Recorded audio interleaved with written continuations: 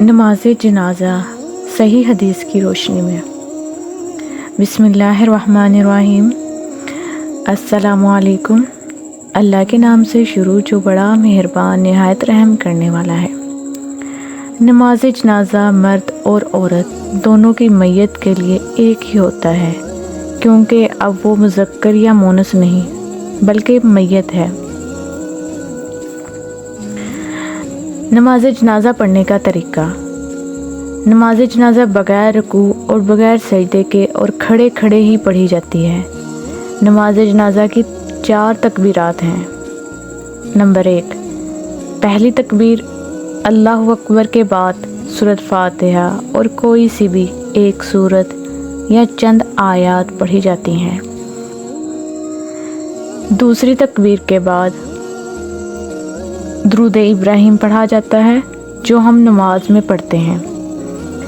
تیسری تکبیر کے بعد میت کی مغفرت کے لیے دعا کی جاتی ہے۔ چوتھی اور آخری تکبیر کے بعد سلام پھیر دیا جاتا ہے۔ نماز جنازہ کی تمام تکبیروں میں ہاتھ اٹھانے چاہیے۔ نماز جنازہ کی 4 دعاؤں میں سے کوئی 1، 2، 3 یا تمام دعائیں پڑھی جا سکتی ہیں۔ نماز جنازہ کی دعا جس کا ترجمہ ہے: اے اللہ معاف فرما ہمارے زندہ اور فوت شدہ کو، ہمارے حاضر اور غائب کو، ہمارے چھوٹے اور بڑے کو، ہمارے مرد اور عورتوں کو۔ اے اللہ ہم میں سے جسے تو زندہ رکھے اسے اسلام پر زندہ رکھ، اور جسے تو فوت کرے ہم میں سے اسے ایمان پر فوت کر۔ اے اللہ ہمیں اس میت کے اجر سے محروم نہ کرنا اور نہ اس کے بعد گمراہ کرنا۔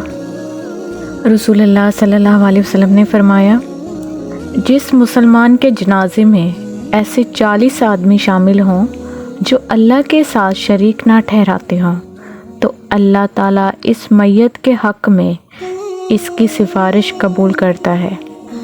رسول اللہ صلی اللہ علیہ وسلم نے فرمایا، جو مومن ثواب کی نیت سے کسی مسلمان کے جنازے کے ساتھ جاتا ہے اور جنازہ ہونے اور تدفین سے فارغ ہونے تک ساتھ رہتا ہے تو اس کے لیے وہ 2 قرات ثواب ہے۔ ہر قرات احد پہاڑ کے برابر ہے، اور جو صرف جنازہ پڑھ کر واپس آ جاتا ہے تو اس کے لیے 1 قرات ہے۔ اگر آج کی ویڈیو میری آپ کو اچھی لگی ہو تو اس کو لائک کریں، کمنٹ میں اپنی رائے لازمی دیجیے گا۔ جزاک اللہ خیرہ۔